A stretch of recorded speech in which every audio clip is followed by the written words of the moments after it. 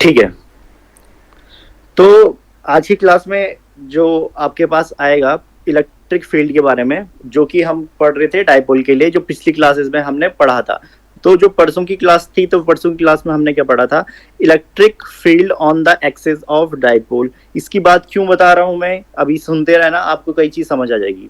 आपने इसको कैलकुलेट कैसे कर लिया था, वो सब बात आपको समझ आ गई थी। जिसको थोड़ा बहुत दिक्कत है तो फटाफट मैं दिखा रहा हूँ कि कैसे कैसे मैं कर रहा हूँ, आप देखते चलें, ठीक है।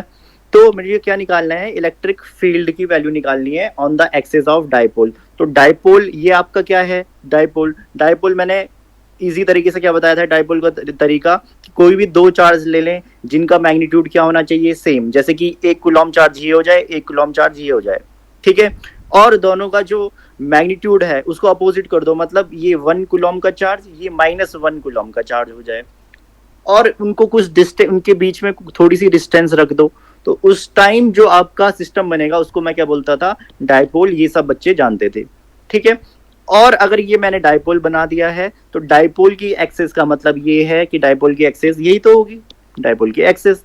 अब ये डाइपोल की जो एक्सिस है ये वाली, इस पे कोई एक पॉइंट आपके पास दिया हुआ है जिसको मैंने बोल दिया है पॉइंट पी।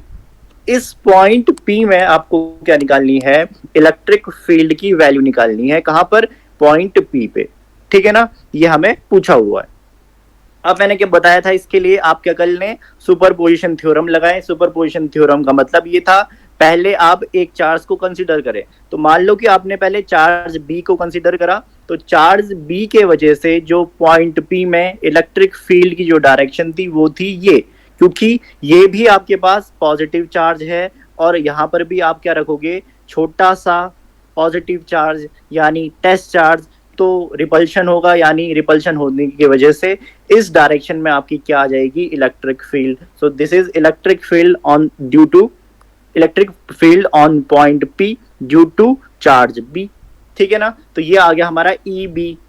और सेम अगर आप कंसीडर करोगे चार्ज ए, तो डायरेक्शन ऑफ इलेक्ट्रिक फील्ड ये हो जाएगी, ठीक है, जिसको मैंने क्या बोल दिया था? ई ए बोल दिया था, ठीक है ना। अब मैंने बोला था कि सेंटर पॉइंट से जो डिस्टेंस है इस पॉइंट की, वो उसको मैंने मान लिया था आर। और जो ये सेपरेट डिस्टेंस थी दो चार्ज के बीच की, जो डिस्टेंस दो चार्ज के बीच की डिस्टेंस को मैंने सेपरेट करा था, तो वो हो गई थी मेरी ए एंड ए। मैंने बोला था मेजर करने का तरीका, सेंटर से मेजर करो ए डिस्टेंस, सेंटर से मेजर करो ए डिस्टेंस, ठीक है। तो टोटल डिस्टेंस आपकी हो गई थी 2a। अब मैंने परसों की क्लास में बताया था कि इस वाले केस में आप सॉल्व कैसे करते थे? इलेक्ट्रिक फील्ड की वैल्यू पॉइंट पी पे, ठीक है ना। तो जब आप वैल्यू कैलकुलेट करते थे इसके लिए, तो जो आपका फाइनल आंसर आता था वो कितना आता था? E net equals to 2kp upon R Q. ये आपका फाइनल आंसर आता था, ये सब बच्चे जानते हैं, ठीक है ना। अब मुझे थोड़ी सी बात ये जाननी है यहाँ पर, कि आप एक चीज मुझे बताएं कि जब मैंने स्टार्टिंग में एक चीज पढ़ाई थी, पहले सबसे पहले मैंने क्या पढ़ाया था? इलेक्ट्रिक डाइपोल पढ़ाया था। उसके बाद पढ़ाया था मैंने डाइपोल मूवमेंट। डाइपोल मूवमेंट मैंने पढ़ाया था। और डाइपोल मूवमेंट के वक्त जब मैंने एक चीज पढ़ाई थी कि डाइपोल मूवमेंट की direction, direction of dipole movement, direction of dipole movement, जब मैंने इसकी बात करी थी डायरेक्शन ऑफ डाइपोल मूवमेंट की, तो मैंने बताया था कि इसकी डायरेक्शन हमेशा डिफाइंड रहती है, और जो होती है नेगेटिव चार्ज से पॉजिटिव चार्ज की तरफ। यानी सेंटर से ऐसे दिखा लें, यहां से इस तरफ ऐसे, यहां से इस तरफ ऐसे, क्या होगी? पी की डायरेक्शन। पी क्या होता था आपका? Dipole movement. तो डाइपोल मूवमेंट की डायरेक्शन नेगेटिव चार्ज से पॉजिटिव चार्ज की तरफ, यानी कि ये जिसको हम क्या बोलते थे? Small P. And it is a vector quantity, ये एक वेक्टर क्वांटिटी होती थी, ठीक है ना। तो मैं इसको बना लेता हूं फटाफट, तो इसको दिखा देते हैं, ठीक है ना। तो इसकी डायरेक्शन, डाइपोल मूवमेंट की जो डायरेक्शन होगी, दूसरा कलर ले लेते हैं, डाइपोल मूवमेंट की जो डायरेक्शन होगी वो होगी ये वाली, ठीक है। डाइपोल मूवमेंट की डायरेक्शन ये वाली, इसको मैं शो कर देता हूं किससे? स्मॉल पी से। तो स्मॉल पी से यही क्या हो गई आपकी? डाइपोल मूवमेंट की डायरेक्शन। डाइपोल मूवमेंट की डायरेक्शन यही हो गई आपकी, ठीक है ना। तो आपको इतना तो सब बच्चों को पता था।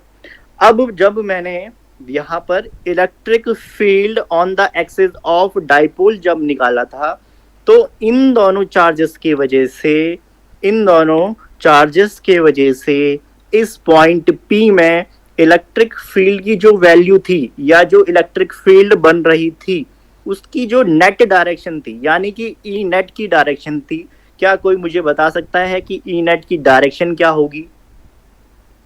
इन दो चार्ज के वजह से मेरी इलेक्ट्रिक फील्ड की डायरेक्शन क्या बन रही थी?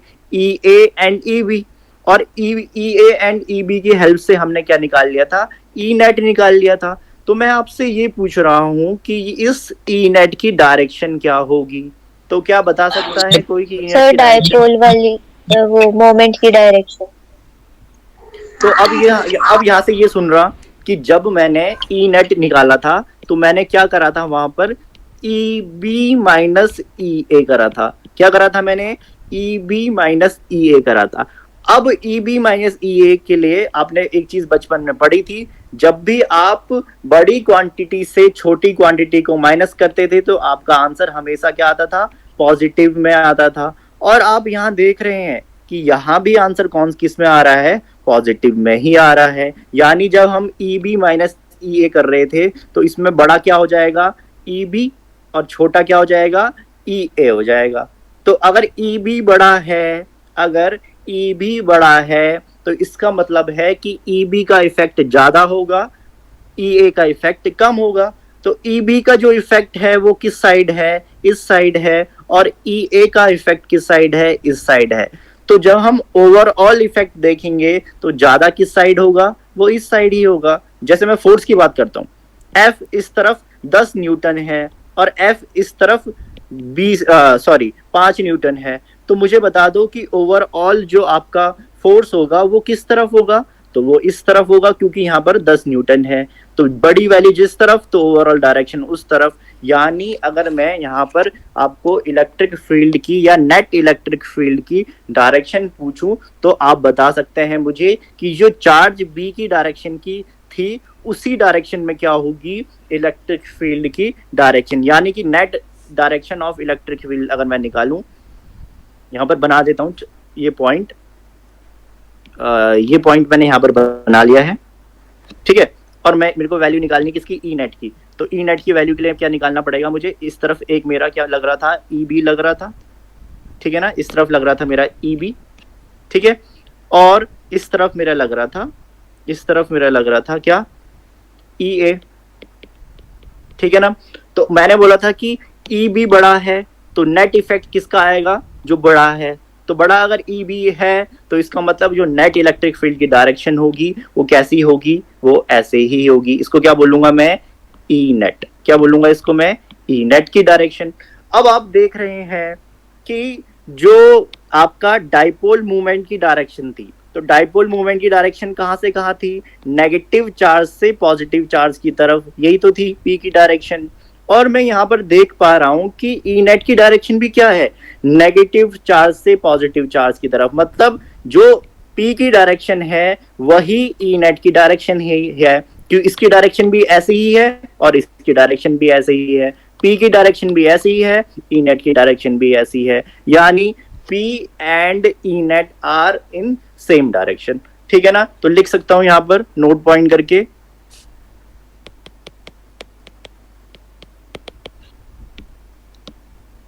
Dipole moment and net electric field are in same direction.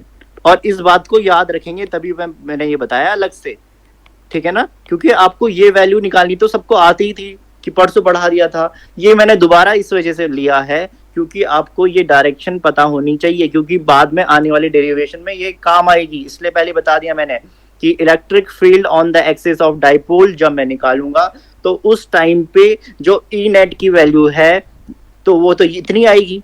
पर अगर मैं डायरेक्शन पूछ लूं ई नेट की तो डायरेक्शन कुछ इस तरह ऐसी आएगी।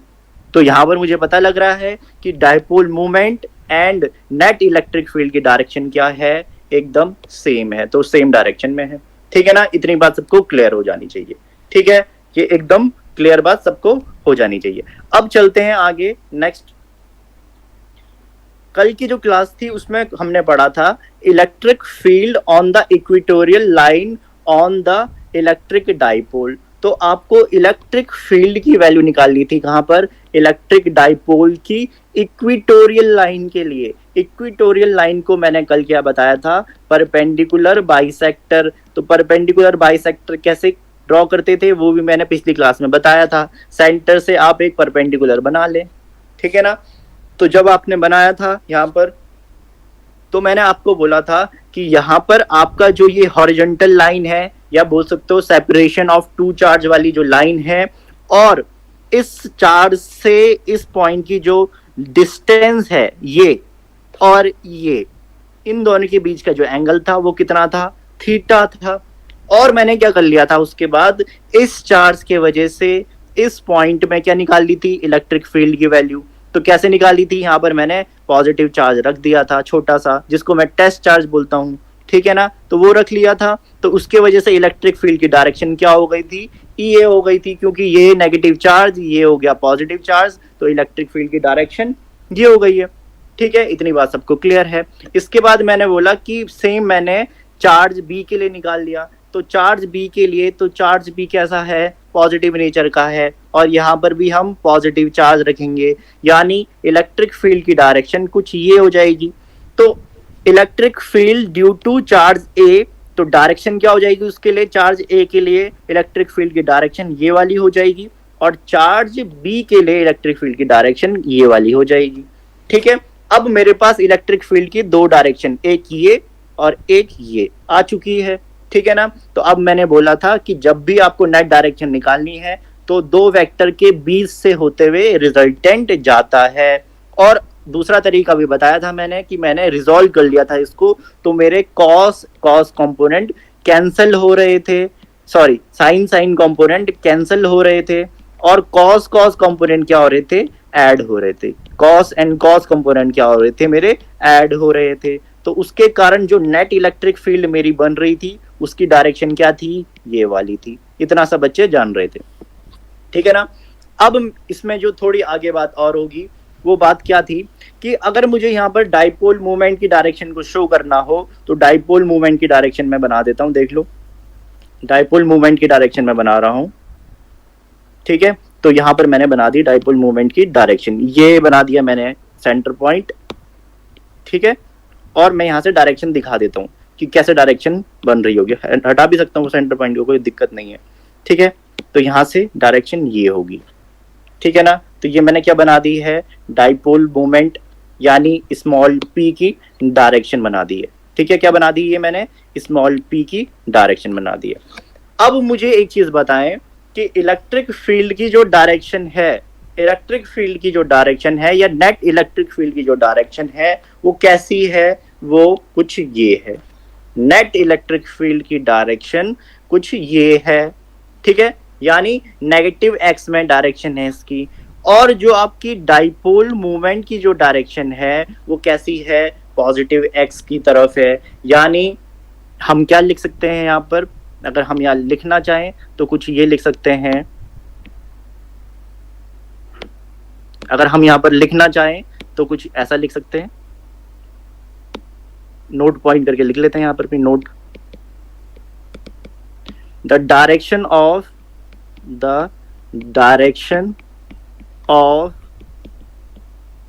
Net electric field is in the opposite direction of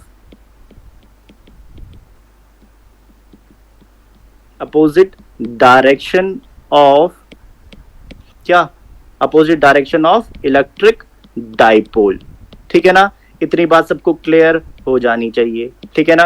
तो अब आपकी जो डायरेक्शन का आपको पता लग गया है कि जो पहला वाला कंडीशन थी, यानी जब एक्सिस पे हम निकाल रहे थे तो एक्सिस पे जो इलेक्ट्रिक फील्ड की जो डायरेक्शन और डाइपोल मूवमेंट की जो डायरेक्शन थी वो क्या थी, सेम थी, जो आपको यहाँ पर लिख के दिखा दिया है, ठीक है ना।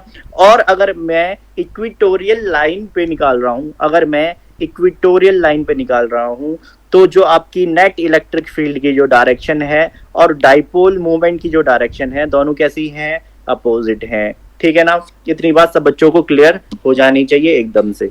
ठीक है ना? अब चलते हैं आगे, जो आज की अगली डेरिवेशन है, next and last one derivation जो आपको दिख रही है, electric field at a point due to an electric dipole. तो अब आपसे पूछा हुआ है कि आपके पास मान लो कोई भी एक पॉइंट है जो किस कहीं पे लोकेट है, उसके वजह से, मतलब इलेक्ट्रिक डाइपोल के वजह से उस पॉइंट पी में, उस पॉइंट में आपको क्या निकालनी है? इलेक्ट्रिक फील्ड की डायरेक्शन और इलेक्ट्रिक फील्ड की वैल्यू निकालनी है। ठीक है ना? किसके वजह से निकालनी है? इलेक्ट्रिक डाइपोल के वजह से निकालनी है। कहां पर निकालनी है? एक पॉइंट पे निकालनी है। ठीक है ना? तो अब मैं क्या कर रहा हूं कि पहले डाइपोल बना रहा हूं फटाफट। तो डाइपोल मैं डाइपोल बना रहा हूं। एक चार्ज आपका हो गया ये वाला। ठीक है? अब इसके बाद मैं क्या कर रहा हूं, यहां से इनकी सेंटर टू सेंटर डिस्टेंस कुछ ना कुछ होगी, तो वो भी बना लेते हैं फटाफट। ये सेंटर टू सेंटर डिस्टेंस इनकी हो गई। ठीक है ना? अब बात क्या हो रही है कि आपके पास कोई एक पॉइंट P था, तो मैं दिखा देता हूं। मान लो आपके पास कोई एक पॉइंट P ये है, ये आपके पास पॉइंट P दिया हुआ है, ये आपके पास पॉइंट P दिया हुआ है। ठीक है, लिख देता हूं पॉइंट P। ठीक है ना? अब आपको करना क्या है, इस पॉइंट P पे आपको क्या निकालना है? इलेक्ट्रिक फील्ड की वैल्यू निकालनी है। किस पे निकालनी है? इस पॉइंट P पे निकालनी है। किसके लिए? इस इलेक्ट्रिक डाइपोल के लिए। मतलब इस इलेक्ट्रिक डाइपोल जो आपका बना है, इसके वजह से इस पॉइंट P में इलेक्ट्रिक फील्ड की डायरेक्शन या इलेक्ट्रिक फील्ड की वैल्यू कितनी होगी, वो हम कैसे निकालेंगे। ठीक है, अब इसकी बात हम करते हैं। तो अब इसके लिए क्या करना पड़ेगा, पहले एक चीज मेन बात आप मेरी सुनना, कि कोई भी अगर मेरे पास पॉइंट है और कोऑर्डिनेट ज्योमेट्री के हिसाब से या जो नॉर्मल ज्योमेट्री के हिसाब से अगर किसी पॉइंट को हम लोकेट करते हैं, तो लोकेट करने का जो तरीका है वो जरा देख लेना। तो लोकेट करने का तरीका, अगर मैं किसी पॉइंट को लोकेट करूं तो लोकेट करने का तरीका होता है कुछ ये, देखना जरा, r, थीटा। क्या होता है पॉइंट लोकेट करने का तरीका? r, theta. अब ये r, थीटा का मतलब क्या है, तो ये सुन लेना। r, थीटा का मतलब क्या होता है, मैं थोड़ा सा इसको नीचे कर देता हूं। ठीक है, r, थीटा का थोड़ा मतलब समझ लेना। तो r, थीटा का मतलब यहां पर ये है कि ये वाला पॉइंट, जो ये वाला पॉइंट है, ये पॉइंट मान लो कि जो सेंटर पॉइंट है, किसका सेंटर पॉइंट? डाइपोल का सेंटर पॉइंट। तो मैं बना देता हूं डाइपोल का सेंटर पॉइंट, मान लो कुछ यहां पर है, डाइपोल का सेंटर पॉइंट कुछ यहां पर है। ठीक है, तो डाइपोल के सेंटर पॉइंट से ये वाला जो पॉइंट है वो मान लो कि r डिस्टेंस पे है। क्या है? r distance. r की वैल्यू कुछ भी हो सकती है, 10 सेंटीमीटर, 2 मीटर, 3 मीटर, कुछ भी हो सकती है। ठीक है ना? तो मैंने दिखा दिया कि ये कुछ डिस्टेंस पे है यहां से। ठीक है, और उस डिस्टेंस को मैंने क्या बोल दिया कि वो r डिस्टेंस पे है। ठीक है ना? तो इतना सबको बच्चों को समझ आ गया होगा। ठीक है ना? इतनी बात एकदम क्लियर हो गई होगी। अब इसके बाद मैंने क्या बोला कि अब जाते हम थीटा पे। तो थीटा से पॉइंट का कैसे पता लगेगा? तो एक तरीका तो आपका ये हो गया कि सेंटर पॉइंट से ये वाला पॉइंट r डिस्टेंस पे है, जो कि आपको दिख रहा है। और दूसरा तरीका ये हो सकता है कि जो ये P पॉइंट है ना, ये जो P पॉइंट है, और मैंने क्या कर दिया है, सेंटर पॉइंट से क्या कर लिया, ज्वाइन कर लिया है। तो सेंटर पॉइंट से जो इसकी जो एक्सिस है, इस पॉइंट की एक्सिस जो कि इससे पास कर रही है, और जो ये वाली लाइन है, कौन सी लाइन है ये? सेपरेशन ऑफ टू चार्ज वाली लाइन। तो ये हॉरिजॉन्टल लाइन और एक्सिस ऑफ पॉइंट की जो लाइन है, उनके बीच का जो एंगल है वो कितना है? मान लो कि वो थीटा है। तो अब हमसे क्या, हमारा जो ये वाला पॉइंट है एकदम लोकेट हो चुका है कि अब मुझे पता लग गया है कि वो कितने एंगल पे है ये वाली एक्सिस से। ठीक है ना? ये वाली डिस्टेंस से, जो हॉरिजॉन्टल लाइन से ये वाला पॉइंट कितनी डिस्टेंस पे है, और सेंटर पॉइंट से उसकी डिस्टेंस क्या है वो भी पता लग गया। हॉरिजॉन्टल लाइन से कितने एंगल पे है वो भी पता लग गया है, और सेंटर पॉइंट से ये वाला पॉइंट कितनी डिस्टेंस पे है वो भी मुझे पता लग चुका है। ठीक है ना। तो किसी भी पॉइंट को अगर मुझे लोकेट करना है तो उसका तरीका क्या है, आर कॉमा थीटा, जहां पर आर आपकी क्या है, डिस्टेंस, आर आपकी क्या है यहाँ पर डिस्टेंस, और जो आपका थीटा है वो यहाँ पर क्या है, एंगल, क्या है यहाँ पर एंगल। तो इन दोनों की बात होगी यहाँ पर, और इन दोनों के हिसाब से आप किसी भी पॉइंट को लोकेट कर सकते हैं, तो आपको एग्जैक्ट पोजीशन मिल जाएगी उस पॉइंट की जिस पॉइंट की आप बात कर रहे हैं, ठीक है ना। तो ये बात हो गई एकदम क्लियर। अब क्या निकालना है, क्योंकि हमें इस पॉइंट पे क्या निकालनी है, इलेक्ट्रिक फील्ड की डायरेक्शन निकालनी है। क्या निकालनी है हमें यहाँ पर, इलेक्ट्रिक फील्ड की डायरेक्शन निकालनी है, ठीक है ना। तो इतनी बात सब बच्चों को क्लियर हो गई होगी। अब इसके बाद मैं क्या बोल रहा हूँ यहाँ पर, कि जैसी बात मैंने पीछे करी थी, तो क्या मुझे ये बता सकते हैं कि डाइपोल मूवमेंट की डायरेक्शन कहाँ पर होगी, यहाँ पर जरा बता सकता है कोई मुझे कि डाइपोल मूवमेंट की डायरेक्शन किधर होगी।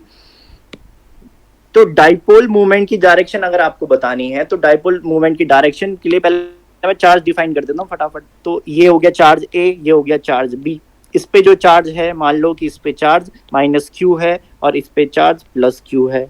तो डायरेक्शन ऑफ डाइपोल मूवमेंट जो होगी वो कहाँ से कहाँ होगी, नेगेटिव चार्ज से पॉजिटिव चार्ज की तरफ, यानी ये। तो इसको फटाफट बना लेते हैं, तो दिखा देते हैं इसको, क्या डायरेक्शन ऑफ डाइपोल मूवमेंट। तो जो डाइपोल मूवमेंट की जो डायरेक्शन है उसको मैंने ऐसे दिखा दिया, ये देखो, ठीक है, एकदम क्लियर हो जाना चाहिए। ये किसकी डायरेक्शन है, डाइपोल मूवमेंट, जिसको मैं स्मॉल पी से शो करता हूं, ये, ठीक है ना। इतनी बात सबको क्लियर हो जानी चाहिए, ठीक है। इतनी बात क्लियर है सब बच्चों को, हाँ या नहीं, हाँ या नहीं, जल्दी बता दें, ठीक। अब इसके बाद थोड़ा सा और आगे चलते हैं। कोई कुछ बोल रहा है, माइक ऑफ कर दे। सर वो हाँ, सेंटर पॉइंट्स लेंगे, क्या चीज, ये जो पॉइंट लेंगे आर कॉमा थीटा वाला। हाँ, उस सेंटर के हिसाब से ही लोकेट करा मैंने, क्योंकि मैंने बोला था आपको कि डाइपोल मूवमेंट में जो मेन पॉइंट है इसका वो है सेंटर ऑफ द डाइपोल। तभी तो मैंने बोला था, जब मैंने डिस्टेंस भी ली थी, कहां से ली थी, सेंटर से तो ली थी दोनों चार्ज की डिस्टेंस। यहाँ पर ऐसा नहीं लोगे किसी चार्ज से ऐसे ले लोगे, नहीं, क्योंकि मैंने कहा था बॉन्ड फॉर्मेशन में उनका जो सेंटर है वो काफी इंपॉर्टेंट है, इसलिए यहाँ पर सारी बात किसके अलोंग हो रही है, सेंटर पॉइंट की। किसका सेंटर है, ये पूरे डाइपोल का सेंटर है, तो डाइपोल का सेंटर यही तो होगा, ठीक है ना, समझ आ रही होगी बात। तो अब मैंने ये पॉइंट कहां से लिया है, सेंटर के हिसाब से लिया है। सेंटर किसका है, ये डाइपोल का सेंटर है, ठीक है ना। इतनी बात क्लियर हो जानी चाहिए। अब आपको डाइपोल मूवमेंट की डायरेक्शन भी मिल चुकी है, जो कि ये है, ठीक है ना। अब मुझे क्या निकालना है, इस पॉइंट पी पे क्या निकालना है, इलेक्ट्रिक फील्ड की वैल्यू निकालनी है। तो अब एक चीज सुनना, मैं इसको थोड़ा हल्का सा हटा देता हूँ, थोड़ा सा ढंग से सुनना, पहले यहाँ बना देता हूँ छोटा सा, ठीक है। अब एक चीज सुनना, यहाँ पर जो इलेक्ट्रिक डाइपोल मूवमेंट है, ये डाइपोल मूवमेंट है। डाइपोल मूवमेंट कैसी क्वांटिटी है, कोई बता सकता है मुझे, डाइपोल मूवमेंट कैसी क्वांटिटी होती है, आपको दिख भी रहा है आपको, वेक्टर क्वांटिटी होता है, ठीक है, एकदम क्लियर, ठीक है ना। तो वेक्टर क्वांटिटी है। तो अब यहाँ पर ये सुनना कि कभी कभी क्या होता है कि बार बार वेक्टर क्वांटिटी देख देख के ना हमारा क्या होता है कि दिमाग पक जाता है, यानी कि वो सॉल्व करने में काफी टफ रहता है। कभी कभी तो ऐसा होता है कि डायरेक्शन की जरूरत बड़ी इंपॉर्टेंट है, तो हमें जानबूझ के वेक्टर लेना पड़ता है या वेक्टर डिफाइन करना पड़ता है। पर कभी कभी क्या हो जाता है कि वेक्टर लेने से हमारी सिचुएशन काफी टफ बन जाती है। तो अब इस केस में हम क्या करेंगे, इस वेक्टर को स्केलर में तोड़ देंगे। क्या करेंगे, हम इस वेक्टर को स्केलर में तोड़ देंगे। तो इस वेक्टर को स्केलर में तोड़ने का तरीका क्या है, इसको क्या कर देता हूं मैं, कंपोनेंट में डिवाइड कर देता हूं। मान लो आपके पास कोई वेक्टर ए वेक्टर है, तो इस वेक्टर की जो हॉरिजॉन्टल एक्सिस से मान लो थीटा एंगल बन रहा है। तो अब मुझे बता दो कि इसके कंपोनेंट कैसे टूटेंगे। तो पता होना चाहिए आपको कि 90 डिग्री में इसके कंपोनेंट टूट जाएंगे। जिस तरफ का एंगल थीटा है, जिस एक्सिस से एंगल थीटा बन रहा है, वहां पर आ जाएगा आपका ए कॉस थीटा, और दूसरी वाली साइड आ जाएगा आपका ए साइन थीटा। अब इतनी बात सबको पता होनी चाहिए, क्योंकि ये पूरी की पूरी कहानी 11th में पढ़ाई जाती है कि 90 डिग्री पे ये क्या होते हैं, ब्रेक होते हैं। तो आपने अब किसी वेक्टर को दो स्केलर कंपोनेंट्स में तोड़ दिया है, ठीक है, इतनी बात सबको क्लियर हो जानी चाहिए। सेम इसकी कहानी मैं यहाँ पर खेल रहा हूँ। तो अब क्या होगा, 90 डिग्री में मुझे ब्रेक करना है। तो 90 डिग्री में ब्रेक करने का तरीका कि ये कॉस थीटा कहाँ बन रहा है, देख लो, कॉस थीटा यहाँ से यहाँ बन रहा है, तो इस एक्सिस के साथ कॉस थीटा बन रहा है, यानी इस एक्सिस में मुझे पता है क्या आना है, पी कॉस थीटा, नॉर्मल सी बात है, ठीक है ना। यहाँ पर क्या आना चाहिए, पी कॉस थीटा, ये तो सबको समझ आ रहा होगा, तो बना देता हूं फटाफट पी कॉस थीटा, यहां पर बना देते हैं पी कॉस थीटा ऐसे, ये हो गया आपका पी कॉस थीटा। क्या हो गया ये? P cos theta. ठीक है, अब मुझे 90 डिग्री बनाना है, तो 90 डिग्री कैसे बन सकता है? ये 90 डिग्री अगर मुझे बनाना है तो 90 डिग्री के लिए मुझे 90 डिग्री का एंगल बनाना पड़ेगा। तो क्या आपको ऐसा लग रहा है कि इसका मतलब साइन थीटा कुछ ऐसे ब्रेक होगा? जरा देखना, साइन थीटा कुछ ऐसे ब्रेक होगा, ये साइन थीटा कुछ ऐसे ब्रेक हुआ, ये किसी और कलर से दिखा देते हैं इसको, साइन थीटा कुछ ऐसे ब्रेक हुआ। ठीक है, दिख रहा होगा सबको, समझ भी आ रहा होगा साइन थीटा मैंने ऐसे ब्रेक क्यों करा, या फिर थोड़ा सा ढंग से बना दो ऐसे, ये हाँ अब प्रॉपर है, दिख रहा होगा आप सबको प्रॉपर तरीके से, हाँ या नहीं? दिख रहा होगा सब बच्चों को। तो ये क्या हो गया आपका, अब यहां पर लिख देता हूं इसको P, ठीक है, और यहां पर ये आपका कंपोनेंट में ब्रेक हो गया, ये आपका क्या हो गया? P sign theta. ठीक है ना? तो अब आपका दिख भी रहा होगा आपको कि 90 डिग्री में ब्रेक हो चुके हैं, क्योंकि ये 90 डिग्री का एंगल दिख रहा है आपको। ठीक है ना? ये 90 डिग्री का एंगल दिख रहा है। तो अब आपने क्या कर दिया, इस वेक्टर क्वांटिटी को दो स्केलर क्वांटिटी में ब्रेक कर दिया है। क्या कर दिया आपने? एक वेक्टर क्वांटिटी को दो स्केलर क्वांटिटी में ब्रेक कर दिया। कौन C vector quantity? Dipole moment. ठीक है ना? तो आपने किस किस में ब्रेक कर दिया? P cos theta and P sin theta. किस किस में ब्रेक कर दिया? P cos theta and P cos theta and P sin theta. ठीक है ना? इतनी बात सबको समझ आ जानी चाहिए, बहुत इजी बात है। ठीक है ना? क्लियर है इतनी बात सब बच्चों को, हाँ या नहीं? ठीक है, अब इसके बाद थोड़ी सी बात और आगे करते हैं।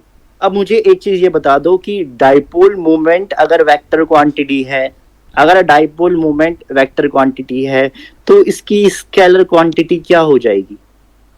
तो इसकी स्केलर क्वांटिटी क्या हो जाएगी?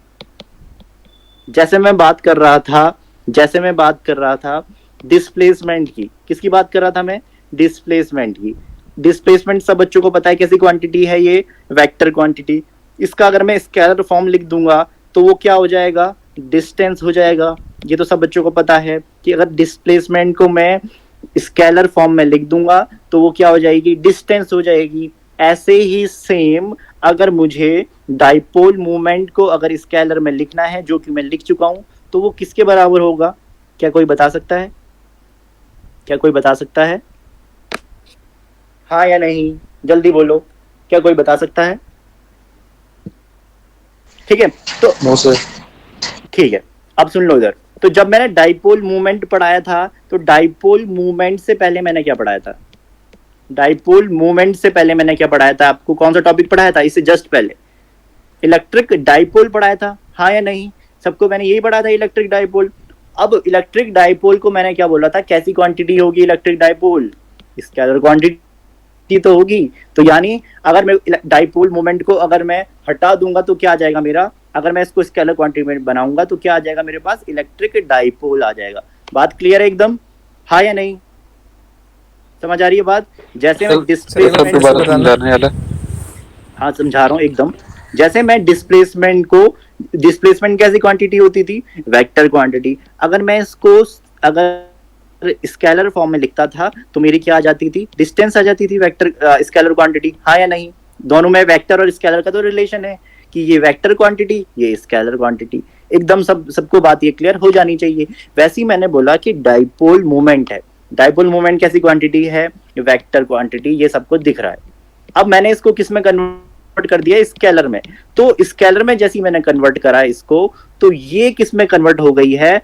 इलेक्ट्रिक डाइपोल में कन्वर्ट हो गई है। किस में कन्वर्ट हो गई है? इलेक्ट्रिक डाइपोल में। इलेक्ट्रिक डाइपोल और डाइपोल मूवमेंट का डिफरेंस क्या है? यही तो है। उसमें भी तो चार्ज और डिस्टेंस की बात हो रही है, और उसमें भी चार्ज और डिस्टेंस की बात हो रही है। क्या डिफरेंस है? कुछ ज्यादा डिफरेंस थोड़ी है। बस वहां पर क्या हो रहा है, जब मैं कैलकुलेट कर रहा हूं तो मेरी डायरेक्शन भी आ रही है, जबकि मैं इलेक्ट्रिक डाइपोल जब मैंने डिफाइन करा था तो वहां पर डायरेक्शन से मुझे कोई मतलब था ही नहीं, क्योंकि वहां पर तो मुझे ये दिखाना था कि एक सिस्टम बन रहा है जिसमें कि दो चार्ज हैं और उनके बीच का क्या है? 2a डिस्टेंस है। यही बताया था मैंने, हाँ या नहीं? एक चार्ज यहाँ, एक चार्ज यहाँ, दोनों का मैग्नीट्यूड सेम, अपोजिट नेचर, और 2a डिस्टेंस पे सेपरेट थे। तो वो क्या बन रहा था? Electric dipole. तो इसमें तो कुछ डायरेक्शन का कुछ चक्कर नहीं है, तो ये कैसी क्वांटिटी हो गई, स्केलर क्वांटिटी। और इसका जो वेक्टर फॉर्म था वो क्या था, डाइपोल मोमेंट। समझ आ रही है बात, हाँ या नहीं, बताओ हाँ या नहीं। सर फिर से बता दो सर। अरे जैसे डिस्प्लेसमेंट था ना, डिस्प्लेसमेंट और डिस्टेंस में डिफरेंस पता है, और लिखते भी थे हम वहां पर। जब मैंने तुम्हें वेक्टर क्या नाम है इसका, इलेक्ट्रिक फोर्स या इलेक्ट्रोस्टैटिक फोर्स पढ़ाया था, तो कभी कभी तो मैं डिस्प्लेसमेंट ले रहा था आर को, और कभी कभी मैं आर को क्या ले रहा था, डिस्टेंस, जहां पर मेरे को जो चाहिए। ठीक है ना, तो वही चीज मैं बोल रहा हूँ यहाँ पर, कि जब मुझे चाहिए कि मेरे को मूवमेंट निकालना है, मुझे डायरेक्शन चाहिए, तो वहां पर मैं क्या ले रहा हूँ, डाइपोल मूवमेंट।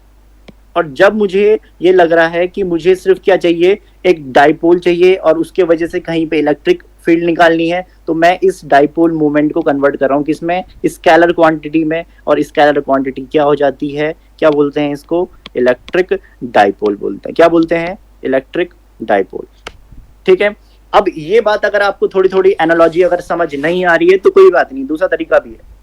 ये डायग्राम सबको दिख रहा है, ये डायग्राम सबको नजर आ रहा होगा, ठीक है ना। ये डायग्राम और ये डायग्राम एकदम सेम है, एकदम सेम डायग्राम है ये और ये वाले, ठीक है ना। तो अब एक चीज सुनना, अब मैं क्या बोल रहा हूं, थोड़ी सी बात ये सुनना। अब एक चीज मैं बता रहा हूं कि ये आपके पास, पहले ये भूल जाना, ये और ये आप भूल जाना थोड़ी देर के लिए। अब ये मानना कि सिर्फ आपके पास क्या है, सिर्फ इतना है, ठीक है ना। नहीं तो मैं कर देता हूं, रुको, कोई बड़ी बात नहीं है।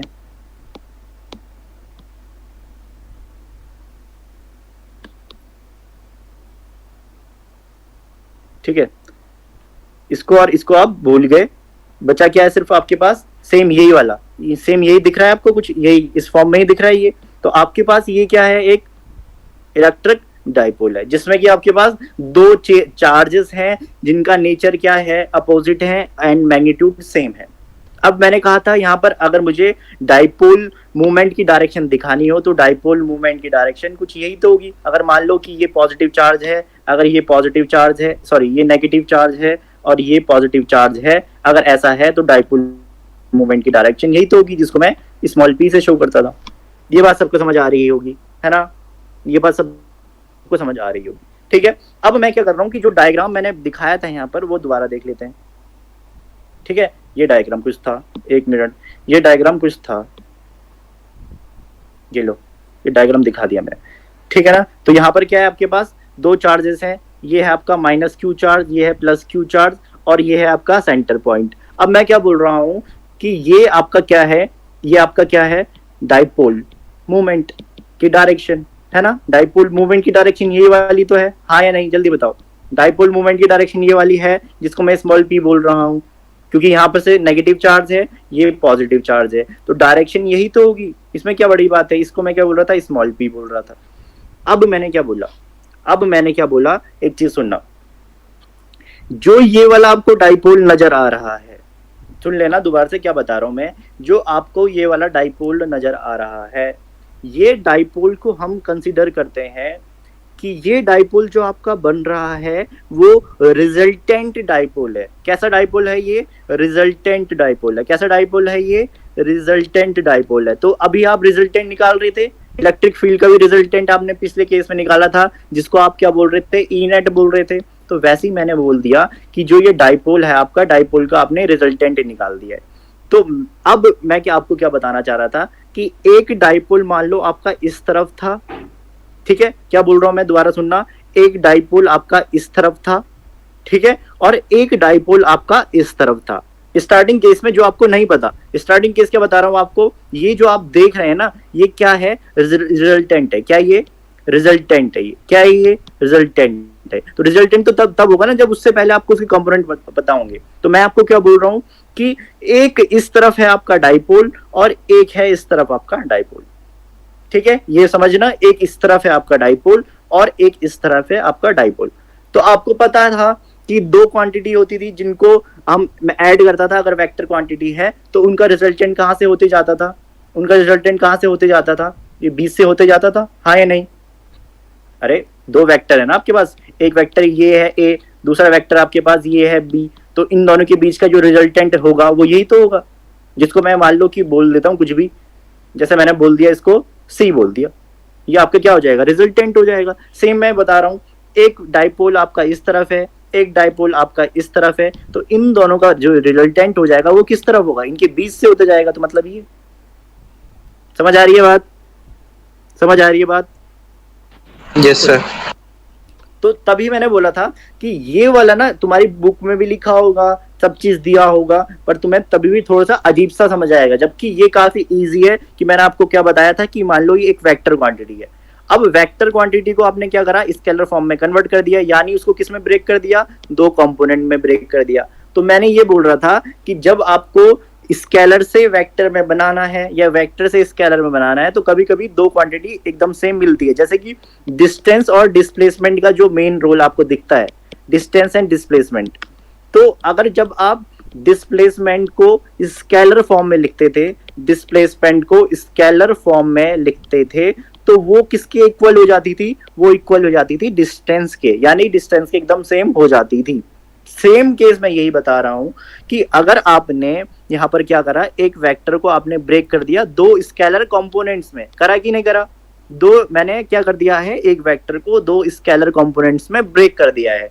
तो अब मैंने क्या कर दिया, इस वेक्टर की स्केलर फॉर्म तो लिख दी है ये मैंने दो, हाँ या नहीं, इस वेक्टर की मैंने दो स्केलर फॉर्म लिख दी है। तो वेक्टर में यही तो होता था कि कोई भी वेक्टर क्वांटिटी को मैं दो स्केलर क्वांटिटी में ब्रेक कर सकता था। तो सेम मैंने क्या बोला, आपके पास ये डाइपोल मोमेंट एक वेक्टर क्वांटिटी है, इसको मैंने दो स्केलर क्वांटिटी में कन्वर्ट कर दिया। और जब मैंने बोला कि जो स्केलर क्वांटिटी आपकी बनी है, जैसे कि एक ये है एक ये है, तो आपका ये बना क्या है, ये बना है आपका इलेक्ट्रिक डाइपोल।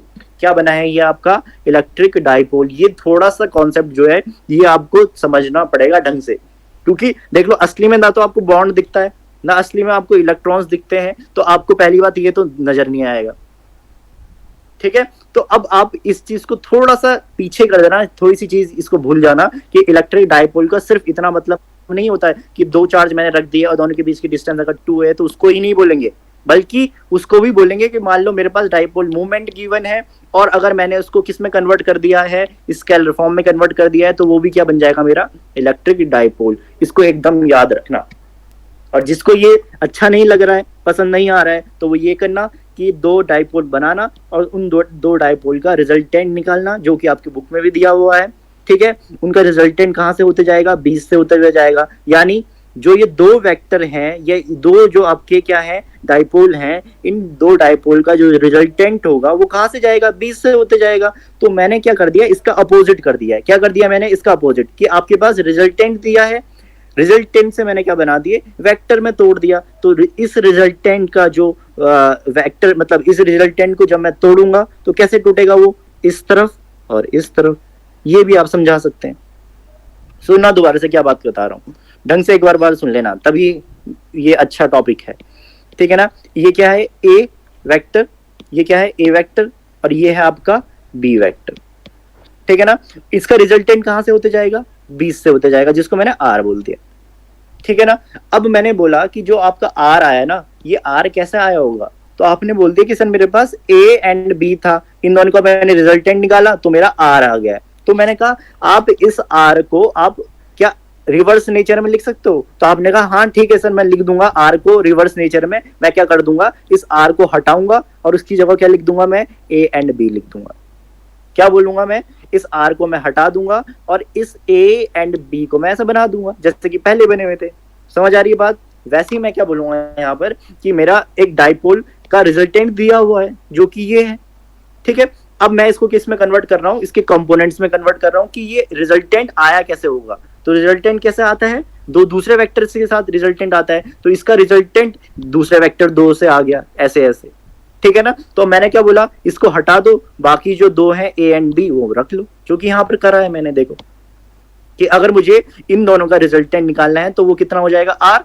मान लो कि इसका रिवर्स मेरे पास है कि रिजल्टेंट आर मेरे को गिवन है और उससे मुझे ए एंड बी निकालना है, तो कैसे निकालूंगा, तो वो कैसे निकालूंगा, मैं इस आर को हटाऊंगा, उसकी जगह क्या बना दूंगा, ये दो vector A and B 90 degree में बना दूंगा, जो कि मैंने सेम काम यहां पर करा है। इस पी को मैं हटाना चाहता हूं तो इस पी को मैंने हटाया उसकी जगह मैंने क्या लिख दिए, इसके कंपोनेंट जिससे ये बना होगा। तो किससे बना होगा, ये cos theta and sin theta से बना होगा, ठीक है ना। तो यहाँ पर भी मैं क्या कर रहा हूँ कि ये रिजल्टेंट है, ठीक है। अब इस रिजल्टेंट को मुझे हटाना है, तो इसकी जगह मैं क्या लिख रहा हूँ, जिस कंपोनेंट जो कंपोनेंट से ये बना होगा। तो किन कंपोनेंट से ये बना होगा, ये इससे और इससे बना होगा। सेम वही बात, जैसे इंसान जब पैदा होता है तो किसी से पैदा होगा, वो 5 जो आपके मेन जो फंडामेंटल जो मैटर्स के पार्टिकल होते हैं उन्हीं से बनता है। और जब इंसान मर जाता है तो उसको जलाते हैं, तो वही पार्टिकल उसको मतलब मिलते हैं ना, लास्ट में बॉडी खत्म होती है, पार्टिकल वही वाले मिलते हैं जिससे वो बना था। सेम बात वही है यहाँ पर आती है। ये वाला जो आपका डाइपोल बना है वो किससे बना है, इससे और इससे बना है। अब मैं कह रहा हूँ कि इसको हटाना है मुझे, तो इसको मेरे को हटा कैसे सकता हूँ मैं इसको, कि इसके जो इनिशियल कंपोनेंट थे उनमें मैं ला जाऊं। तो इसके इनिशियल कंपोनेंट कौन कौन से थे, ये और ये थे। क्लियर है बात, आ रही है बात समझ में। और अगर इतना लंबा चौड़ा आपको नहीं करना है तो सबसे इजी तो मैं आपको यही बता रहा हूँ कि वेक्टर स्केलर का थोड़ा समझ होनी चाहिए कि डिस्टेंस एंड डिस्प्लेसमेंट के साथ इसको डायरेक्ट रिलेट करना। किसके साथ, डिस्टेंस एंड डिस्प्लेसमेंट के साथ इसको डायरेक्ट रिलेट करना। तो आपको एकदम समझ आ जाएगा कि जैसा डिस्टेंस एंड डिस्प्लेसमेंट में होता है वैसी इसका क्या नाम है, dipole movement and electric dipole में होता है। समझ आ रही है बात, हाँ या नहीं, बात समझ में आ रही है, जल्दी बताओ, जल्दी बताओ। Yes sir. ठीक है, तो इसको एक बार और देखना ढंग से और बात क्लियर हो जाएगी, ठीक है ना। तो अब मैं क्या बोल रहा हूँ आपको, जो ये P cos theta and P sin theta है, ये दो आपके क्या बन चुके हैं, अब ये दो क्या हैं, आपके इलेक्ट्रिक डाइपोल है। ये दिमाग से निकाल के भूल जाना ना कि हमेशा इसका मतलब ये नहीं होता डाइपोल का कि दो चार्ज आपके पास है और दो चार्ज की डिस्टेंस है बीच की, उसको मैं इलेक्ट्रिक डाइपोल बोलूंगा। ये नया कॉन्सेप्ट बता रहा हूँ कि अगर आपके पास डाइपोल मूवमेंट है तो उसके जो दो स्केलर जो कंपोनेंट्स होंगे वो भी क्या होंगे, आपके इलेक्ट्रिक डाइपोल। ये आपके लिए नई बात थी, इसलिए आराम से सुन लेना, तभी मैंने इसको आराम से एकदम बताया, ठीक है। समझ आ रही है बात, हाँ या नहीं, हाँ या नहीं। Mukul, Mukul, yes sir. ठीक है। अब मैं क्या कर रहा हूं कि जो दो डाइपोल आपको मिले हैं, अब जो आपको अब दो डाइपोल मिले हैं, इन दो डाइपोल के वजह से इस पॉइंट P में इलेक्ट्रिक फील्ड कितनी बन रही होगी या इलेक्ट्रिक फील्ड की वैल्यू कितनी होगी, अब मुझे निकालना है। क्या बोल रहा हूं दोबारा सुनो, अब जो दो नए इलेक्ट्रिक डाइपोल आपको मिले हैं उनके वजह से आपको क्या निकालनी है, इलेक्ट्रिक फील्ड निकालनी है, किसमें, इस पॉइंट में। अब आप ये भूल जाएं, अब इससे मुझे कोई लेना देना नहीं है, अब आप इसको भी भूल जाएं। अब आपको किससे मतलब है, जो दो डाइपोल मिल रहे हैं आपको, तभी तो मैंने बोला यहाँ पर स्टार्टिंग में ये क्या था, ये रिजल्टेंट था। तो इसका स्टार्टिंग में क्या होगा, ये दो कंपोनेंट होंगे स्टार्टिंग में, इन्हीं से तो मिलके बना होगा, क्या ये बना होगा। अब मैं कह रहा हूँ कि आप इसको हटा दो तो इसके इनिशियल कंपोनेंट कौन कौन से हो जाएंगे, एक ये और एक ये। तो सेम मैं यही बोल रहा हूँ कि मुझे इसको हटाना है, तो मैंने क्या करा, जो डाइपोल मूवमेंट था उसके दो कंपोनेंट करे, इसका मतलब मुझे क्या मिल गए, दो इलेक्ट्रिक डाइपोल मिल गए, एक तो P cos थीटा, दूसरा P sin थीटा। अब मुझे इसकी कोई जरूरत नहीं है, इसको मैंने हटा दिया। अब एक ये है मेरे पास और एक ये है मेरे पास। अब मैं इसकी वजह से देख लूंगा। हाँ बोलो सर, तो अब ये जो पॉइंट P है इस पे एक्सिस वाले मेथड से निकाल लेंगे फिर। हाँ जी बिल्कुल, ठीक है, समझ आ रही है बात, ये बात अब समझ में आ रही है थोड़ी थोड़ी, ठीक है। तो ये थोड़ी सी नई बात है, इसलिए आपको थोड़ा एक्सेप्ट करने में थोड़ा टाइम लग रहा है, पर ये थोड़ी सी नई बात है आपके लिए, कोई दिक्कत नहीं है, धीरे धीरे आपको समझ आ जाएगी, ठीक है ना। अब चलते हैं आगे। अब जब मेरे को निकालना है इलेक्ट्रिक फील्ड, यहां पर लिख देते हैं electric field, electric field eight point P कितना हो जाएगा, उसको क्या बोलता था मैं हमेशा, ई नेट ही बोलता था कि नेट इलेक्ट्रिक फील्ड निकालनी है, कहां पर निकालनी है, पॉइंट P में निकालनी है, ठीक है ना। तो अब मैं यहां से आपसे बोल रहा हूं कि मुझे एक डाइपोल तो ये है और एक डाइपोल ये है, इसके वजह से क्या निकालनी है, इलेक्ट्रिक फील्ड की वैल्यू इस पॉइंट P में निकालनी है। तो अब तरीका क्या होगा सुन लेना, पहले मेरे पास क्या है, एक कंपोनेंट ये आया, मतलब एक मेरे पास डाइपोल ये है, एक डाइपोल मेरा ये है। अब आराम से सुनना एकदम, इस डाइपोल को क्या करना, ऐसे कंसीडर करना कि ये आपका एक चार्ज, मान लो आपका एक चार्ज यहाँ पर है, एक चार्ज आपका यहाँ पर है, और इसकी एक्सिस में एक पॉइंट आपके पास क्या गिवन है, पी पॉइंट गिवन है। तो ये केस आपने क्या कहीं पहले पढ़ा नहीं था क्या, जैसे आपको ये दिख रहा है। अब ये इस डाइपोल को आप भूल जाओ, तो आपके पास कौन कौन सा डाइपोल है, एक डाइपोल ये है, एक डाइपोल ये है। अब मैं कह रहा हूं कि एक डाइपोल आपका ये है जिसमें कि एक पॉइंट आपके पास पी गिवन है, ठीक है। तो ये डाइपोल है और ये डाइपोल की एक्सिस है जिसमें कि आपके पास एक पी पॉइंट गिवन है। तो क्या आप मुझे बता सकते हैं कि इसके लिए इलेक्ट्रिक फील्ड की वैल्यू आपने निकाली थी या नहीं निकाली थी पहले, हाँ या नहीं, जल्दी बताओ। ये वाला केस आपने पढ़ा था। देखो मैं क्या कर रहा हूँ, ये आपके पास क्या है, एक चार्ज यहाँ पर, एक चार्ज आपके पास यहाँ पर, ठीक है ना। एक चार्ज यहाँ पर, एक चार्ज यहाँ पर, दोनों के बीच की कुछ डिस्टेंस होगी। तो मतलब मुझे क्या मिल गया, एक डाइपोल जिसको मैंने क्या बोल रखा है, पी कॉस थीटा बोला है। क्या बोला है मैंने, जिसको पी कॉस थीटा बोला है, ठीक है ना। इतनी बात आपको समझ आ रही है। अब इसकी एक्सिस क्या होगी, यही तो होगी इसकी एक्सिस, जिसमें कि एक पॉइंट आपको क्या गिवन है, पी पॉइंट गिवन है। इतना आपको समझ आ रहा होगा। अब मैंने ये कहा था, ये कंडीशन तो शायद मैंने पहले कहीं देखी थी। देखो ये कंडीशन आपने पहले नहीं देखी थी। ये कंडीशन देखो, आपके पास क्या था, डाइपोल था, डाइपोल कुछ डिस्टेंस थी, ठीक है। उसके एक्सेस मैंने बनाई थी, उसके एक्सेस में पॉइंट कितना था, पी पॉइंट था। तो आपको जो इलेक्ट्रिक फील्ड की वैल्यू मिल रही थी पॉइंट पी पे, वो कितनी मिल रही थी, वो यही तो थी शायद, है ना। E net equals to 2kp upon are cube, यही तो वैल्यू थी। तो यही वैल्यू अब मेरे को यहाँ पर मिल रही होगी। देख लो यहाँ पर भी क्या बोल रहा हूँ मैं, देखो ये आपका क्या है, डाइपोल, एक चार्ज यहाँ पर कुछ डिस्टेंस और एक चार्ज यहाँ पर, एक डाइपोल ये है, इसकी एक्सिस क्या होगी, ये वाली होगी, उसी पे एक पॉइंट पी मेरे को गिवन है। तो मैं क्या वो वाली कंडीशन लगा सकता हूँ जो आपको पहले नजर आ रही थी, पहले वाली परसों वाली कंडीशन, वही तो है ये सेम एकदम। तो अब मुझे इसके वजह से अगर इलेक्ट्रिक फील्ड निकालनी है तो यानी ये कौन सा केस हो जाएगा, electric field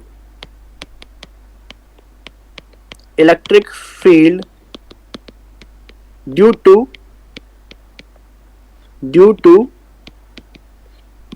P cos theta, due to P cos theta, ठीक है। तो पी कॉस थीटा कितना हो जाएगा, ये हो जाएगा आपका सेम वही वाला electric field due to axis, electric field due to axis, ये वाली कंडीशन यही तो होगी। और पी कॉस थीटा वाली देख लो, पी कॉस थीटा वाली कंडीशन क्या होगी, ये आपका डाइपोल है, इस डाइपोल की एक्सिस में एक पॉइंट आपके पास पी गिवन है, इस पॉइंट पी में आप लोगों को इलेक्ट्रिक फील्ड की वैल्यू निकालनी है। तो आपके पास एक चार्ज ये है, एक चार्ज ये है, दोनों के बीच की डिस्टेंस ये है, और आप एक एक्सिस इसकी ये है, एक्सिस पे एक पॉइंट पी गिवन है। तो इसके लिए जो आप नेट इलेक्ट्रिक फील्ड की वैल्यू निकालते थे कितनी आती थी, 2kp अपॉन आर क्यूब, हाँ या नहीं, यही तो आती थी 2kp अपॉन आर क्यूब, ये देखो यही तो आती थी वैल्यू। सेम कंडीशन ये वाली तो बन गई है वो वाली, ठीक है ना। तो अब ये इसको मैं यहाँ पर लिख सकता हूँ, देख लो यहाँ पर कितनी आ गई मेरे पास, P cos theta equals to E axis. अब ई एक्सिस वाली कंडीशन के लिए जब मेरा डाइपोल की एक्सिस में पॉइंट होता था तो इलेक्ट्रिक फील्ड की वैल्यू कितनी आती थी, वो आपको पता है कितनी आती थी, ई एक्सिस की वैल्यू कितनी आती थी, ई एक्सिस की value, E axis equals to कितना आता था आपके पास, 2kp अपॉन आर क्यूब आता था, कितना आपको पता है। पर जब आपका 2kp अपॉन आर क्यूब आता था, जब आपका देख लेना इधर, जब आपका 2kp अपॉन आर क्यूब आता था, तो उस टाइम आपका जो डाइपोल मोमेंट यहाँ पर दिख रहा था आपको, या आप मान लो कि आप ये वाला डाइपोल लेते थे, ठीक है ना, जिसके लिए डाइपोल मोमेंट की वैल्यू कितनी थी, पी थी रहती थी, हाँ या नहीं, जिसके लिए डाइपोल मोमेंट की वैल्यू कितनी रहती थी, जल्दी बताओ, पी रहती थी, हाँ या नहीं, जल्दी बताओ। जब आप electric field on the axis of dipole निकालते थे तो उस टाइम आप नेट इलेक्ट्रिक फील्ड की जो वैल्यू निकालते थे वो कैसे निकालते थे, वो 2kp अपॉन आर क्यूब। तो उस टाइम जो आपका डाइपोल मूवमेंट होता था वो कितना होता था, p होता था, डाइपोल मूवमेंट कितना होता था, p होता था। पर जब हम यहाँ पर देख रहे हैं तो यहाँ पर p नहीं है, यहाँ पर क्या है, p cos थीटा है, यहाँ पर p ना होके क्या है, p cos थीटा है। यानी जो मेरी वैल्यू आई है ई एक्सिस में, उसमें मुझे क्या मल्टीप्लाई करना पड़ेगा, cos थीटा। बाकी तो एकदम सेम है क्योंकि वो cos कंपोनेंट था उसका, इसलिए तो cos कंपोनेंट था तो मैंने क्या ऐड कर दिया, बस मल्टीप्लाई कर दिया, इसमें cos थीटा मल्टीप्लाई कर दिया बस, ठीक है। इसके बाद अगर मैं अगला देखूं कि electric field due to T sine theta, due to T sine theta कितना हो जाएगा। अब इसके लिए क्या करूंगा मैं इलेक्ट्रिक फील्ड, तो देखना इधर, देखना जरा इधर। अब देखो कि आपका डाइपोल ये है, देखना ढंग से, यहाँ पर आपका डाइपोल ये है, एक चार्ज यहाँ पर, सॉरी एक चार्ज आपका यहाँ पर और एक चार्ज आपका यहाँ पर, एक चार्ज आपका यहाँ पर, और उससे एक परपेंडिकुलर ऊपर की तरफ है एक्सिस जिसपे कि एक पॉइंट P गिवन है। जैसे आप देख लो यहाँ पर तमीज से बनाया हुआ है, एक आपका डाइपोल ये है, इसके परपेंडिकुलर में क्या है, इसके परपेंडिकुलर में एक पॉइंट P गिवन है जहां पर आपको इलेक्ट्रिक फील्ड की वैल्यू निकालनी है। तो ये कंडीशन आपने क्या कहीं पहले कहीं पढ़ी है, हाँ या नहीं, जल्दी बताओ। Yes sir. पढ़ी है ये कंडीशन, कौन सी कंडीशन है ये, कौन सी कंडीशन है? परपेंडिकुलर बाइसेक्टर वाली, परपेंडिकुलर बाइसेक्टर वाली कंडीशन है। देख लो यहाँ पर कि ये एक डाइपोल आपके पास गिवन है, उससे परपेंडिकुलर एक्सिस में एक पॉइंट P गिवन है जहां पर आपको इलेक्ट्रिक फील्ड की वैल्यू निकालनी है। सेम बात यहाँ पर चल रही है, देख लो यहाँ पर कि आपके पास डाइपोल एक गिवन ये है, यानी ये आपके पास साइन थीटा वाला डाइपोल गिवन है जिससे परपेंडिकुलर में एक पॉइंट P गिवन है जहां पर आपको इलेक्ट्रिक फील्ड की वैल्यू निकालनी है। तो अब वो कितनी हो जाएगी, वो हो जाएगी कितनी, E परपेंडिकुलर के बराबर, E परपेंडिकुलर बाइसेक्टर के बराबर हो जाएगी। अब मुझे ये बता दो कि E परपेंडिकुलर बाइसेक्टर कितना आता था, ये देखो कितना आता था?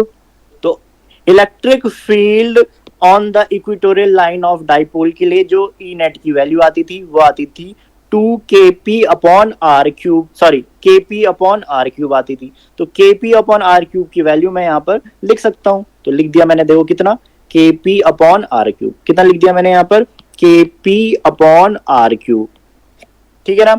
इसके बाद थोड़ी सी बात सुनना यहाँ पर कि आपको यहाँ पर क्या दिख रहा है, यहाँ पर साइन थीटा, क्या दिख रहा है आपको, p साइन थीटा। जब मैं यहाँ पर निकालता था वैल्यू, जब मैं यहाँ पर वैल्यू निकालता था इसके लिए, तो उस टाइम मेरा डाइपोल मूवमेंट कितना होता था, p होता था, ठीक है ना, उस टाइम डाइपोल मूवमेंट p होता था। तो मेरी वैल्यू कितनी आती थी, kp अपॉन आर क्यूब। पर यहाँ पर जब आप देख रहे हैं तो P तो है नहीं, P की जगह क्या है आपका, यहाँ पर देख लो, यहाँ पर P की जगह क्या है आपका, P साइन थीटा है। यानी अगर मैं इसमें साइन थीटा मल्टीप्लाई कर दूं और, तो मेरे लिए किसकी वैल्यू आ जाएगी, P साइन थीटा की वजह से आ जाएगी, ठीक है। तो यहाँ पर क्या मल्टीप्लाई कर दिया मैंने, P साइन थीटा, बस, ठीक है ना। अब मुझे नेट इलेक्ट्रिक फील्ड की वैल्यू निकालनी है, यानी E नेट की वैल्यू निकालनी है। तो E नेट की वैल्यू कैसे निकालूंगा मैं, इसके लिए मुझे क्या करना पड़ेगा, देख लो, सुन लो। अब एक चीज आपको देखनी पड़ेगी, सबसे पहली बात, जब मैंने इलेक्ट्रिक फील्ड की वैल्यू आपको दिखाई थी किसके लिए, इस कॉस थीटा के लिए, इस कॉस थीटा वाले के लिए, यानी डाइपोल आपका ये वाला था। तो उस टाइम आप कौन सी कंडीशन लेते थे, इस टाइम आप कौन सी कंडीशन लेते थे, एक्सेस वाली कंडीशन लेते थे, क्योंकि डाइपोल आपका ये है, इस डाइपोल से इसकी एक्सिस में एक पॉइंट P होता था जहां पर आपको इलेक्ट्रिक फील्ड की वैल्यू निकालनी होती थी, ठीक है ना, ये आपको पता रहता था, एकदम क्लियर बात है। तो मैं आपको बोल रहा हूं जिस टाइम आपका ये वाला कंडीशन होती थी, यानी एक्सिस वाली कंडीशन होती थी, तो उस टाइम नेट इलेक्ट्रिक फील्ड की जो डायरेक्शन निकलती थी वो कितनी निकलती थी, नेट इलेक्ट्रिक फील्ड की डायरेक्शन जरा बता दे मुझे, क्या डायरेक्शन मैंने थोड़ी देर पहले बताई थी, ये देखो डाइपोल एक्सिस वाला जो डाइपोल की कंडीशन है कि एक्सिस में अगर पॉइंट आपको P गिवन है तो नेट इलेक्ट्रिक फील्ड की डायरेक्शन क्या होती थी, नेट इलेक्ट्रिक फील्ड की डायरेक्शन क्या होती थी। तो आप देख लें एकदम एक्सिस पे ही डायरेक्शन होती थी नहीं होती थी, और कहां से कहां होती थी, नेगेटिव चार्ज से पॉजिटिव चार्ज की तरफ होती थी, यानी ऐसी होती थी बाहर की तरफ। तो सेम कंडीशन में यहाँ पर भी ले सकता हूँ, देख लेना क्या बोलना चाह रहा हूं मैं। डाइपोल आपके पास ये है, डाइपोल में क्या कर रहे हो आप, इस डाइपोल में एक्सिस में अगर P पॉइंट था तो आप उस टाइम क्या कर रहे थे, जो कंडीशन मतलब जो आप क्या ले रहे थे, डायरेक्शन ले रहे थे। तो डायरेक्शन कौन सी ले रहे थे आप, ये वाली डायरेक्शन ले रहे थे जिसको आपने क्या बोल दिया था, नेट इलेक्ट्रिक फील्ड की डायरेक्शन।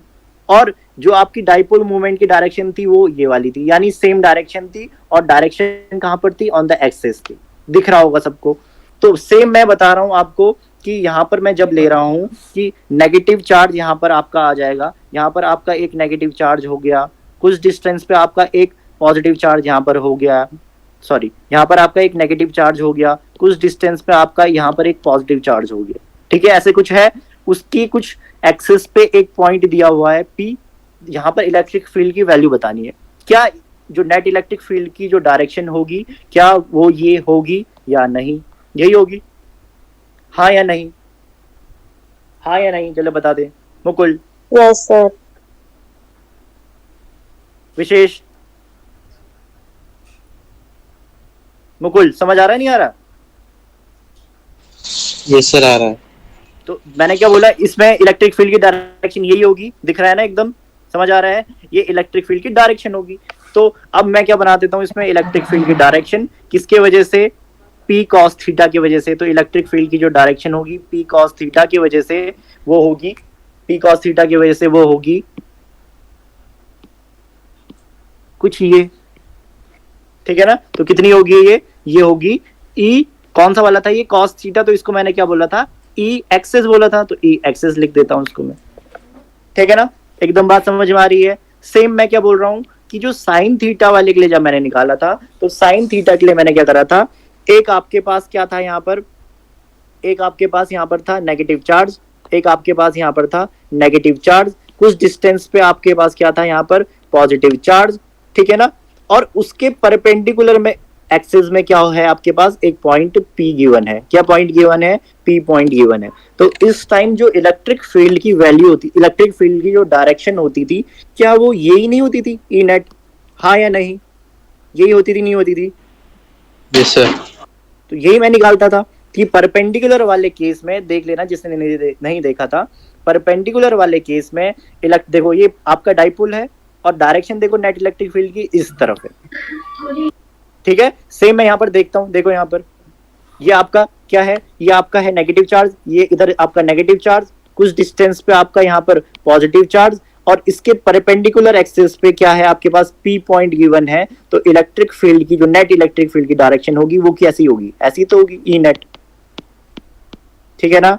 इतनी बात आपको क्लियर हो जानी चाहिए, ठीक है ना। इसके लिए तभी मैंने बोला था कि पिछले दो केस एकदम से ढंग से पढ़ लेना और उनकी डायरेक्शन भी एकदम ढंग से देख लेना, ठीक है ना।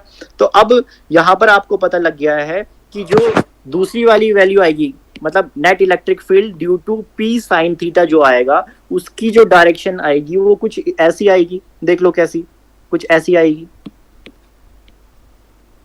है ना, कुछ ऐसी आएगी, जिसको मैंने क्या बोल दिया, E परपेंडिकुलर बोल दिया था, यही बोला था मैंने, E परपेंडिकुलर, हाँ या नहीं।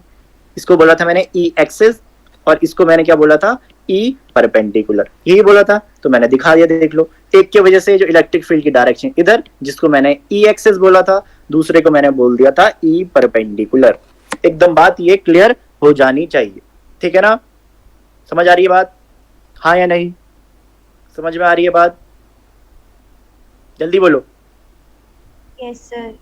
ठीक है, अब आपके पास क्या आ रहा है, इलेक्ट्रिक फील्ड, एक इलेक्ट्रिक फील्ड ये है, एक इलेक्ट्रिक फील्ड आपके पास ये है। अगर दो इलेक्ट्रिक फील्ड आपके पास है और मुझे दोनों के वजह से नेट इलेक्ट्रिक फील्ड की वैल्यू चाहिए, तो नेट इलेक्ट्रिक फील्ड कैसे निकाल देंगे, क्योंकि ये भी एक वेक्टर क्वांटिटी है और ये भी एक vector quantity.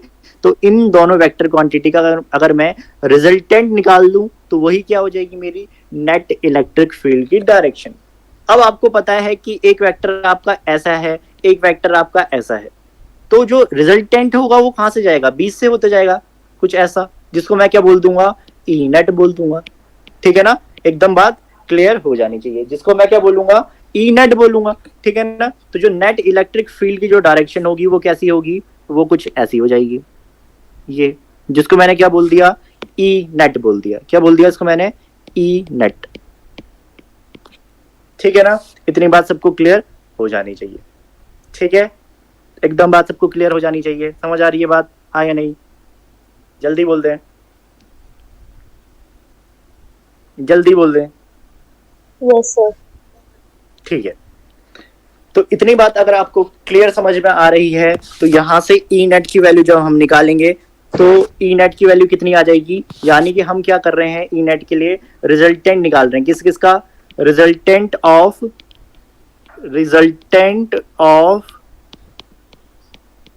E axis and E perpendicular, E perpendicular. अगर डेली का डेली नहीं पढ़ोगे तो समझ नहीं आएगा, पहले बता रहा हूं, ठीक है। तो E axis and E perpendicular से हम क्या निकाल देंगे, ई नेट निकाल देंगे। इतना सबको क्लियर समझ में आ रहा है। तो अब मुझे ये भी पता है कि ई एक्सिस की वैल्यू मेरे पास इतनी गिवन है, ई परपेंडिकुलर की वैल्यू मेरे पास इतनी गिवन है। तो दोनों का रिजल्टेंट कैसे निकालते हैं, तो वो फॉर्मूला भी मुझे गिवन है, वो फॉर्मूला भी मुझे पता है। तो मुझे बता दो कि ई नेट की जो वैल्यू होगी, ई नेट इक्वल्स टू कितना आ जाएगा मेरे पास, जरा बता दो। क्या रिजल्टेंट का फॉर्मूला यही होता था, अंडर रूट ई एक्सिस का स्क्वायर प्लस ई परपेंडिकुलर का स्क्वायर, यही होता था, हाँ या नहीं, यही होता था। समझ आ रही है बात, हाँ या नहीं, जल्दी बताएं। Yes sir. ठीक है, तो अब मैं यहाँ से क्या निकाल रहा हूँ, ई नेट निकाल रहा हूँ। तो ई नेट में अब मैं क्या कर रहा हूँ, E axis and E perpendicular की वैल्यू पुट कर रहा हूँ इस वाले एक्सप्रेशन में। तो ई एक्सिस की वैल्यू मेरे पास कितनी गिवन थी, वो कुछ इतनी गिवन थी, 2kp upon are cube into cos theta.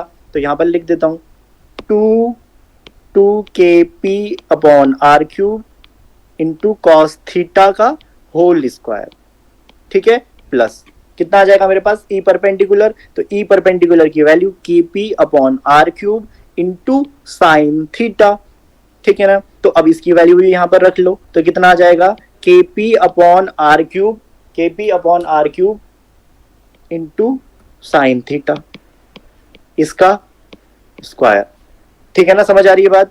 अब इसके बाद मैंने बोला कि ई नेट की वैल्यू अगर मुझे निकालनी है तो आगे सॉल्व कर लो उसको। तो ई नेट की वैल्यू कितनी आ जाएगी, क्या कर लो, अंदर स्क्वायर कर लो। तो स्क्वायर करूंगा तो कितना आ जाएगा, 2 का स्क्वायर हो जाएगा 4, k का स्क्वायर हो जाएगा k स्क्वायर, p का स्क्वायर हो जाएगा p स्क्वायर, r क्यूब का स्क्वायर कितना हो जाएगा, r की पावर कितना हो जाएगा, 6 हो जाएगा, हाँ या नहीं। और यहाँ पर ये कितना आ जाएगा, कॉस थीटा हो जाएगा। तो कॉस थीटा का स्क्वायर कॉस स्क्वायर थीटा हो जाएगा। तो लिख देता हूँ क्या क्या आएगा, 2 2 हो जाएगा 4 k square p square upon r to the power 6 cos square theta plus k square p square upon r 6 sine square theta. यही तो आएगा, हाँ या नहीं, जल्दी बता दो, यही आएगा या नहीं आएगा, जल्दी बताओ। Yes sir. इतनी बात सबको क्लियर हो रही है, समझ आ रही है, हाँ या नहीं, जल्दी बताएं। Yes sir. ठीक है, अब इसके बाद आगे चलते हैं।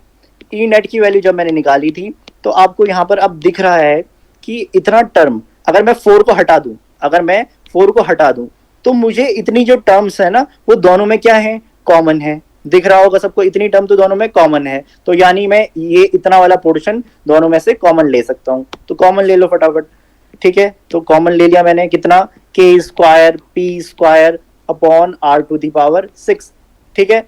और अंदर कितना बचेगा, 4 cos square theta plus sine square theta, ठीक है ना। इतना क्लियर हो जा रहा होगा, ठीक है ना, कोई दिक्कत नहीं होनी चाहिए। अब मैं क्या बोल रहा हूँ, ये सबका स्क्वायर स्क्वायर स्क्वायर की फॉर्म में है ना, स्क्वायर स्क्वायर स्क्वायर की फॉर्म में है। तो क्या मैं इसको होल स्क्वायर की फॉर्म में लिख सकता हूँ, देखना कैसे लिख रहा हूं मैं, k p upon are cube का होल स्क्वायर, क्या लिख सकता हूं मैं इसको, हाँ या नहीं, क्या मैं लिख सकता हूँ यस सर। और जो अंदर जो बचा है उसको तो ठीक ठाक वैसे ही रहने दो, कोई दिक्कत नहीं है, ठीक है। इसको मैंने ऐसे ही छोड़ दिया। अब जब मैंने इसको आगे सॉल्व करा, जब मैंने इसको नेक्स्ट आगे सॉल्व करा तो आपको यहाँ पर दिख रहा होगा कि इसमें क्या आना चाहिए मेरे पास। जब मैं इसको आगे सॉल्व करूंगा तो देखो कैसे सॉल्व करूंगा, ई नेट इक्वल्स टू कितना आ जाएगा, के पी अपॉन आर क्यूब और अंदर कितना बचेगा, under root of 4 cos square theta plus sine square theta, यही आ जाएगा। अब मैं क्या कर रहा हूँ, इसके आगे थोड़ा सा ना और सॉल्व इसको कर रहा हूँ, ठीक है। तो थोड़ा सॉल्व अगर मैं इसको और आगे करूंगा तो मेरी वैल्यू कितनी आ जाएगी, के पी अपॉन आर क्यूब, अंदर कितना होगा, मैं कैसे लिख रहा हूं जरा देखना। इस 4 कॉस स्क्वायर थीटा को मैं कैसे लिख रहा हूं, इसको मैं लिख रहा हूं 3 cos square theta plus cos square theta. कोई दिक्कत तो नहीं है, 3 + 1 4 ही होता है, तो कोई प्रॉब्लम तो है नहीं। यानी ये और ये दोनों सेम ही है, ये और ये सेम ही तो है, ठीक है। तो यानी मैं ऐसे लिख सकता हूं और बचा क्या है, प्लस साइन स्क्वायर थीटा, ठीक है, तो अब मुझे यहां से ये बता दो कि जो साइन स्क्वायर थीटा है प्लस कॉस स्क्वायर थीटा, यानी cos square theta plus sine square theta, तो बचपन में शायद हमें ये पढ़ाया जाता था कि इसकी वैल्यू जो होती थी वो कितनी होती थी, 1, हाँ या नहीं, इसकी वैल्यू कितनी होती थी 1, कि sign square theta plus cos square theta is 1, तो इसकी वैल्यू अगर 1 है तो मेरा जो ई नेट आ जाएगा वो आ जाएगा के पी अपॉन आर क्यूब, और अंदर कितना आ जाएगा मेरे पास 3 कॉस स्क्वायर थीटा प्लस 1, हाँ या नहीं, इतना आ रहा है कि नहीं आ रहा है, इतनी बात समझ आ रही है नहीं आ रही है, जल्दी बोलें हाँ या नहीं, Yes. हाँ या नहीं, ठीक है। अब अगर इतनी बात आपको समझ में आ रही है तो ये आपके पास क्या हो गई है, नेट इलेक्ट्रिक फील्ड किसके कारण, किसी पॉइंट में ड्यू टू डाइपोल, ये हो गया आपके पास डेरिवेशन, कौन सा वाला, electric field at any point due to electric dipole, ये आपको पता लग जाना चाहिए, ठीक है ना, समझ आ रही है बात। हल्का सा क्या है कि आपके लिए नया है, कोई बड़ी बात नहीं है, ये आपके लिए नया है क्योंकि आपने पहली बार ये पढ़ा है, तो इसको क्या धीरे धीरे समझना। कई बच्चों ने वेक्टर थोड़ा तमीज से नहीं पढ़ा है तो वो भी एक जरा सी प्रॉब्लम है, पर कोई बात नहीं, एक बार इसको ढंग से देखना, आपको एक एक चीज क्लियर हो जाएगी जब आप पीडीएफ में देखोगे, ठीक है ना, और उसको समझने की कोशिश करना, कल दोबारा जब रिवीजन होगा तो और अच्छे से आपको समझ आ जाएगा, कोई दिक्कत तो नहीं है, अब बताओ, ठीक है। अब इसमें कल क्या होगा आगे, जरा सा आगे इसमें अब बचा है कि हमने जो ई नेट निकाला है, अगर हम ई नेट की डायरेक्शन निकालना चाहें तो वो कैसे निकलेगी, पर वो बात कल होगी, अभी तक बात इतनी जितनी समझ आई है, क्या इसमें कुछ डाउट है, सिर्फ इतना सा डाउट आपको लग रहा होगा कि ये सर ने कैसे लिख दिया इसको, या इसको डाइपोल कैसे बोल दिया, बस, उसके अलावा कुछ डाउट है तो बोलो, क्योंकि वो डाउट नहीं है, वो नई बात है आपके लिए, ठीक है ना। तो अगर इसके अलावा कुछ डाउट है आपको तो बोलो, मुकुल जल्दी। No sir. ठीक है, तो फिर ये आज की क्लास फिर यहीं ओवर करते हैं, ठीक है, तो आज के लिए इतना ही है, ठीक है ना, तो कोई बड़ी बात नहीं है, अगर समझ नहीं आया तो कोई डाउट मतलब